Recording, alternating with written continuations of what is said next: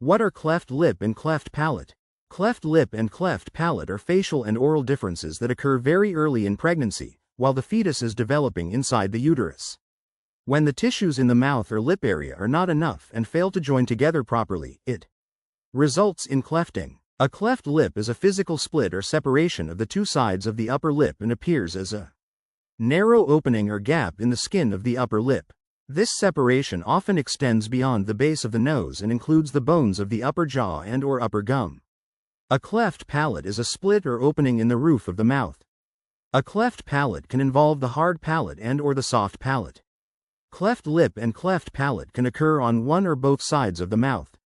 Because the lip and the palate develop separately, it is possible to have a cleft lip without a cleft palate, a cleft palate without a cleft lip, or both conditions together. Cleft palate and cleft lip risk factors. Who gets cleft lip and cleft palate? About 1 out of every 2,800 babies in the U.S. are born with a cleft lip. Around 1 in 1,600 have both cleft lip and palate. Clefts affect more children of Asian, Pacific, Latinx, or Native American descent than children of other races. Cleft lip, with or without cleft palate, affects twice as many babies assigned male at birth as those assigned female, but cleft palate is more common in females. Is cleft lip genetic? Scientists say that a combination of genes and environment causes cleft lip and palate.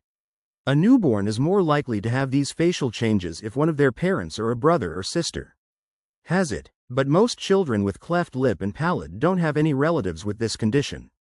Cleft lip and palate can be part of genetic conditions such as Stickler syndrome and 22q11. 2 deletion syndrome. Children with these conditions may have other facial and body differences, too.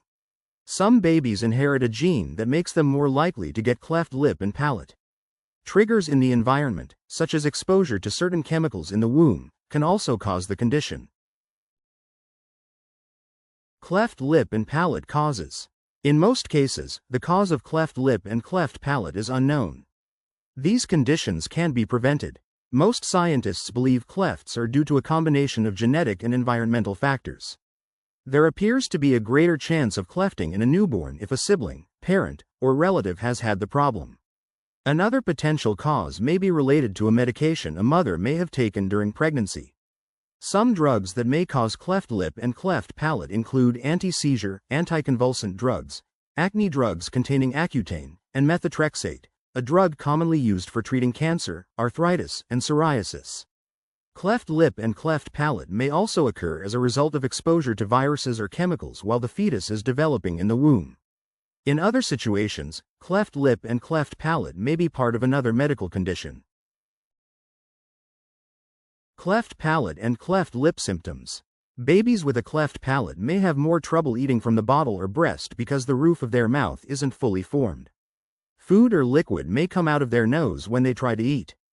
Other symptoms include delayed speech or trouble speaking, ear infections, hearing loss, missing, crooked, or small teeth, teeth and jaws that don't line up evenly. Cleft lip and palate diagnosis. An ultrasound during pregnancy can sometimes show a cleft lip, with or without cleft palate.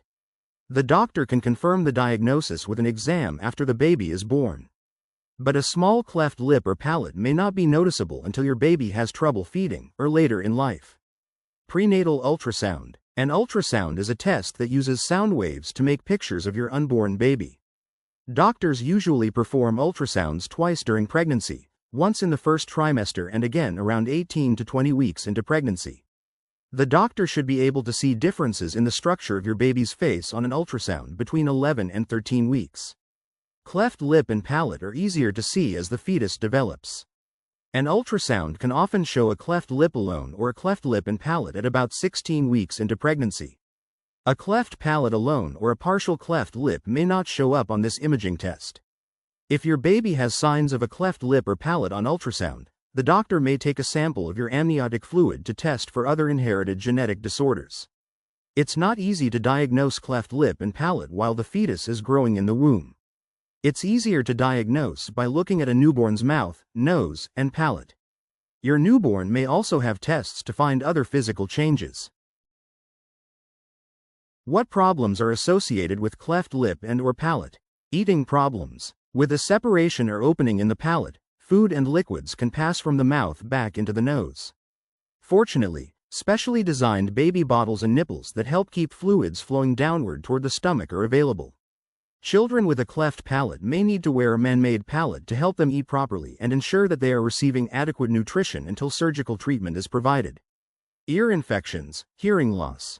Children with cleft palate are at increased risk of ear infections since they are more prone to fluid buildup in the middle ear. If left untreated, ear infections can cause hearing loss. To prevent this from happening, children with cleft palate usually need special tubes placed in the eardrums to aid fluid drainage, and their hearing needs to be checked once a year. Speech problems. Children with cleft lip or cleft palate may also have trouble speaking. These children's voices don't carry well, as their voice may take on a nasal sound and their speech may be difficult to understand. Not all children have these problems, and surgery may fix these issues entirely for some. For others, a special doctor called a speech pathologist will work with the child to resolve speech difficulties. Dental problems. Children with clefts are more prone to cavities and often have missing, extra, malformed, or displaced teeth requiring dental and orthodontic treatments. In addition, children with cleft palate often have an alveolar ridge defect. The alveolus is the bony upper gum that contains teeth. A defect in the alveolus can displace, tip, or rotate permanent teeth, prevent permanent teeth from appearing, and prevent the alveolar ridge from forming. These problems can usually be repaired through oral surgery. Who treats children with cleft lip and/or palate? Due to the number of oral health and medical problems associated with a cleft lip or cleft palate, a team of doctors and other specialists is usually involved in the care of these children. Members of a cleft lip and palate team typically include a plastic surgeon to evaluate and perform necessary surgeries on the lip and/or palate, an otolaryngologist to evaluate hearing problems and consider treatment options for hearing problems, an oral surgeon to reposition segments of the upper jaw to improve function and appearance, if needed, and to repair the cleft of the gum, an orthodontist to straighten and reposition teeth, a dentist to perform routine dental care, a prosthodontist to make artificial teeth and dental appliances to improve the appearance and to meet functional requirements for eating and speaking, a speech pathologist to assess speech and feeding problems, a speech therapist to work with the child to improve speech, an audiologist to assess and monitor hearing, a nurse coordinator to provide ongoing supervision of the child's health, a social worker, psychologist to support the family and assess any adjustment problems, a geneticist to help parents and adult patients understand the chances of having more children with these conditions. The health care team works together to develop a plan of care to meet the individual needs of each patient. Treatment usually begins in infancy and often continues through early adulthood. What's the treatment for cleft lip and cleft palate? Treatments for cleft lip and palate help your child eat and speak better. Doctors treat cleft lip and palate with surgery. Other treatments help with problems such as eating and speech that cleft lip and palate can cause. Cleft lip surgery. Cleft lip repair involves 1 or 2 surgeries, depending on the size of the cleft. The first surgery happens when the baby is 3 to 6 months old. While your baby is asleep and pain-free, the surgeon closes the opening in their lip. Cleft palate surgery. Surgery to close a cleft palate happens during the baby's first year. The surgeon closes the opening in the palate and rebuilds the roof of the baby's mouth.